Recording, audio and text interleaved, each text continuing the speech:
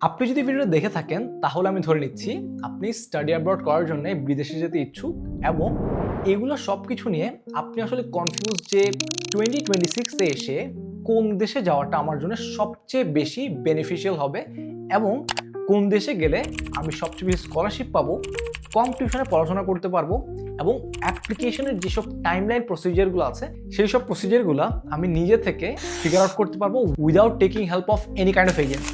যখনই আমরা স্টাডি অ্যাব্রডের জন্য কান্ট্রি সিলেক্ট করতে যাই তখন আমাদের মাথায় অনেকগুলো কান্ট্রির নাম আসে এবং তাদের মধ্যে আমি যদি 3 ভাগে ভাগ করি, প্রথমত আসে ইউরোপ, তারপরে নর্থ আমেরিকা কিংবা ইউএসএ, তারপর আসে হচ্ছে অস্ট্রেলিয়া। কিন্তু আমাদের সবারই একটা কনসেপ্ট আছে মাথায়, দ্যাট বাইরের দেশে পড়াশোনা করতে গেলে লক্ষ লক্ষ টাকা লাগে এবং যেটার কারণে আমরা স্টাডি অ্যাব্রডের ড্রিমটাই ছেড়ে দিই। সো আজকের এই ভিডিওতে আমরা ডিটেলসে কথা বলবো এই 3টা কন্টিনেন্টে পড়তে যাওয়ার সুযোগ সুবিধা নিয়ে এবং মোস্ট ইম্পর্টেন্টলি টিউশন ফি এবং এক্সপেন্স কত হতে পারে, তারপরে অ্যাপ্লিকেশন করতে কতটুকু টাইম লাগতে পারে বা কিভাবে আপনি আসলে অ্যাপ্লাই করবেন সব কিছু নিয়ে। মোস্ট ইম্পর্টেন্টলি কোন জায়গায় গেলে আমার খরচটা সবচেয়ে কম পড়বে এবং কিংবা আমি অ্যাফোর্ড করতে পারবো এবং কিভাবে আসলে আপনি স্কলারশিপগুলো পেতে পারেন, সব কিছু নিয়ে আমরা ডিটেলসে কথা বলবো। So without any further ado let's start the video. আপনি যদি স্টাডি অ্যাব্রডের জন্য আন্ডারগ্র্যাড কিংবা মাস্টার্স কিংবা পিএইচডির জন্য ইউরোপে যাওয়ার চিন্তা ভাবনা করে থাকেন, let's say for example Germany, খুবই পপুলার একটা ডেস্টিনেশন এবং জার্মানিতে যদি আপনি পড়তে যান তাহলে আপনার টিউশন ফিসগুলো খুব কম পড়বে, প্লাস মেইন পয়েন্টটা হচ্ছে আপনি একটা ভালো কোয়ালিটির এডুকেশন পাবেন। But there is always a but. জার্মানিতে যদি আপনি অ্যাপ্লাই করতে চান আপনাকে অন্তত 1.5 থেকে 2 বছরের একটা টাইমলাইন মাথা নিয়ে হাঁটতে হবে, কারণ আপনি যখন ভিসার জন্য অ্যাপ্লাই করবেন সেই ভিসা অ্যাপয়েন্টমেন্টটা পেতেই আপনাকে আসলে অনেক বেশি বেগ পেতে হবে। আপনি ল্যাঙ্গুয়েজ শিখে ফেলতে পারবেন, আপনি অ্যাডমিশনও পেয়ে যাবেন with like good amount of scholarship কিংবা অফার, কারণ সেমিস্টার ফি কিন্তু খুবই কম জার্মানিতে এবং এডুকেশন কোয়ালিটিও খুবই ভালো। বাট আপনার মেইন প্রবলেমটা হচ্ছে এই যে আপনার ভিসা অ্যাপয়েন্টমেন্টের যে ল্যাগিংটা হয় 1.5 থেকে 2 বছরের, এই 1.5 থেকে 2 বছর যদি আপনি আপনার এডুকেশন ক্যারিয়ার যদি আপনি অ্যাফোর্ড করতে পারেন স্পেন্ড করা, তাহলে Germany is a good option for you. Apart from that, আপনি যদি ইউকেতে অ্যাপ্লাই করতে চান এবং আপনি যদি এইচএসসি দেওয়ার পর অ্যাপ্লাই করার চিন্তা ভাবনা করেন, তাহলে আমি আপনাকে হাইলি রেকমেন্ড করবো সেই চিন্তাটা বাদ দেওয়ার, কারণ HSC is not acceptable by the United kingdom.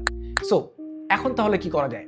আপনি সেটার জন্য ডিপ্লোমা করে একটা প্রসিজার, আপনি সেই প্রসিজারে যাইতে পারেন, বাট এটা টোটালি আপনার ডিসিশন যে আপনি আসলে এই লেন্দি প্রসিজারে যাবেন নাকি না। And given all of this, আপনি যদি ইউকেতে পড়ার চিন্তা ভাবনা করেন আপনাকে মিনিমাম 30 থেকে 35 লাখ টাকা একটা বাজেট পার ইয়ার স্পেন্ড করার যদি আপনার চিন্তা ভাবনা থাকে, তাহলে Europe can be the good option for you. তারপর আসি অস্ট্রেলিয়া নিয়ে।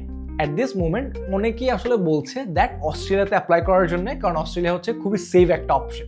But there is always a but. সেটা হচ্ছে অস্ট্রেলিয়াতে কিন্তু স্কলারশিপ পাওয়া খুবই ডিফিকাল্ট এবং অনেক কম ইউনিভার্সিটি আছে যেগুলো আপনাকে পার্সোনাল স্কলারশিপ দিবে। কিন্তু স্কলারশিপ দেওয়ার পরও এবং পার্ট টাইম জব করেও আপনাকে অন্তত 30 থেকে 50 লাখ টাকার মতো একটা বাজেট রাখতে হবে পার ইয়ার, যেটা আপনি আপনার এডুকেশনের পিছিয়ে স্পেন্ড করবেন। অ্যান্ড আপনি যদি এই জিনিসটা অ্যাফোর্ড করতে পারেন তাহলে Australia can be option for you. And last but not the least, সেটা হচ্ছে নর্থ আমেরিকা কিংবা ক্যানাডা। দেখেন, নর্থ আমেরিকা কিংবা ক্যানাডায় যদি আপনি পড়াশোনা করতে চান, আমি আপনাকে প্রথমেই বলে দিই টিউশন ফিস, লিভিং কস্ট সবকিছু কিন্তু এক্সট্রিমলি এক্সপেন্সিভ, মানে as expensive as you can think of. আমি এমনও কিছু ইউনিভার্সিটিস জানি যেগুলোতে আপনি যদি পড়তে যান আপনাকে পার ইয়ার অন্তত 1 কোটি থেকে 1.5 কোটি টাকা স্পেন্ড করতে হবে। এবং ক্যানাডার কথা যদি আমরা স্পেসিফিকলি চিন্তা করি, দেয়ার আর ভেরি লিমিটেড ইউনিভার্সিটি যেগুলো আপনাকে ফুল টিউশন স্কলারশিপ দিবে, যেমন university of Toronto, university of British Columbia.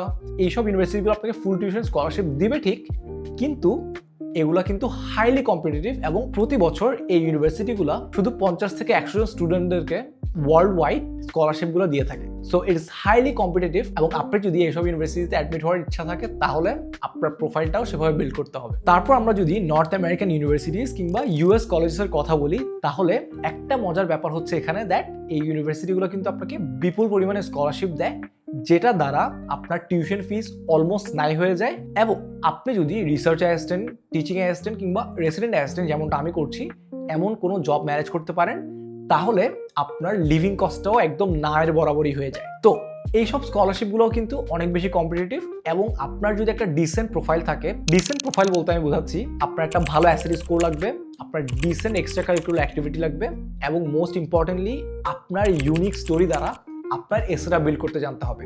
So আপনারা যদি চিন্তা করে থাকেন কীভাবে আসলে স্টোরি বিল্ড করবেন, কিংবা কীভাবে আসলে আপনার এসেটা কিংবা আপনার প্রোফাইলটা আপনি বিল্ড করবেন, কিংবা কীভাবে আপনি কমন অ্যাপ ফিল আপ করবেন, আমি কিন্তু আমার ইউটিউব চ্যানেলে আমি পুরো একটা সিরিজ বানিয়েছি। ভিডিওগুলো কিন্তু লেন্দি এবং ভিডিওগুলোর মধ্যে আমি স্টেপ বাই স্টেপ শো করেছি আসলে আপনাকে কোন কোন স্টেপসগুলো ফলো করতে হবে, কোন কোন জিনিসগুলো করতে হবে না কিংবা করতে হবে, সব কিছু আমি ডিটেলসে বলেছি। আপনারা চাইলে আমার ইউটিউব চ্যানেলে গিয়ে দেখে আসতে পারেন। ফাইনাল কোয়েশ্চেন হচ্ছে, তাহলে ইউএস কি হতে পারে আপনার স্টাডি অ্যাব্রডের জন্য বেস্ট ডিসিশন?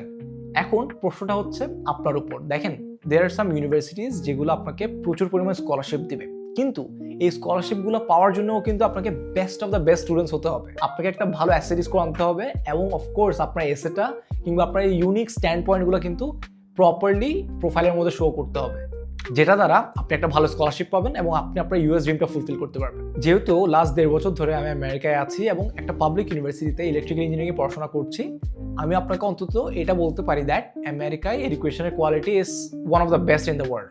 কারণ প্রথমত তারা জিপিএ থেকে বা অন্যান্য আদার জিনিস থেকে বেশি তারা স্কিলসকে অনেক বেশি প্রাধান্য দেয়, এবং আপনি আন্ডারগ্র্যাড থাকা অবস্থায় ইন্টার্নশিপ এবং অন ক্যাম্পাস প্লেসমেন্টের দ্বারা আপনি কিন্তু আপনার স্কিলসগুলো ঝালাই করে নেওয়ারও একটা সুযোগ পাচ্ছেন।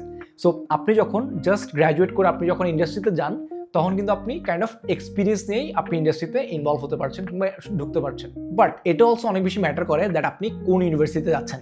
আপনি যদি স্কলারশিপে পড়াশোনা করতে চান, তাহলে অফকোর্স আপনাকে একটা ভালো প্রোফাইল বিল্ড করতে হবে, একটা কম্পিটিটিভ প্রোফাইল বিল্ড করতে হবে। বাট আপনি যদি লো টিউশন ফিসের ইউনিভার্সিটিগুলোতে যেতে চান, তাহলে এই ডিসিশনটা আসলে আপনাকে একটু রিসার্চ করে নিতে হবে। কারণ যে ইউনিভার্সিটির টিউশন ফিসগুলো লো হয় সাধারণত, সেটার ডিগ্রিটা আসলে আপনার জন্য কতটুকু ভ্যালুয়েবল হবে, কিংবা আপনি আসলে স্টুডেন্ট হিসাবে কেমন, আপনি কতটুকু পোটেনশিয়াল আসলে সেটা থেকে বের করে আনতে পারছেন, এটাও অনেক বেশি ম্যাটার করে। কারণ একটা ইউনিভার্সিটি যত ভালো, তার তত বেশি ভালো রিসোর্সেস, তত বেশি ভালো নেটওয়ার্ক, তত বেশি ভালো অ্যালামনাই নেটওয়ার্ক, যেটা ইউজ করে আপনি পরবর্তী আপনার ক্যারিয়ারে থ্রাইভ করবেন।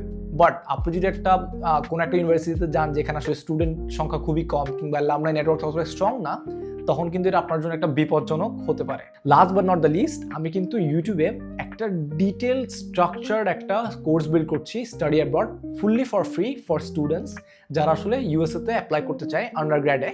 এবং আমি মাস্টার্স নিয়েও সামনে কাজ করব, বাট এখন যেহেতু আমি নিজে মাস্টার্স করি নাই কিংবা যেটা নিয়ে আমার এক্সপিরিয়েন্স নাই, যেটা নিয়ে আমাকে রিসার্চ করতে হবে, ওটা করা ছাড়া আমি আসলে কোনো ধরনের কথাবার্তা বলতে চাচ্ছি না। এবং আপনারা যেহেতু আমার লাস্ট ভিডিওতে আমাকে অনেকেই কমেন্ট করেছেন দ্যাট পিএইচডি এবং মাস্টার্সের জন্য রোড ম্যাপটা কেমন হবে সেটা নিয়ে জানাতে, সো এটা নিয়ে আমি আসলে রিসার্চ করছি। এবং তার পাশাপাশি আমি যদি আমার ইউনিভার্সিটি কোনো সিনিয়রকে কনভিন্স করতে পারি, যদি তিনি তার এক্সপিরিয়েন্স আপনাদের সাথে শেয়ার করতে চান, আমি অবশ্যই তাকে আমার ভিডিওতে ইনভাইট করব এবং আপনাদের জন্য সেই ভিডিওটা আমি বানাবো।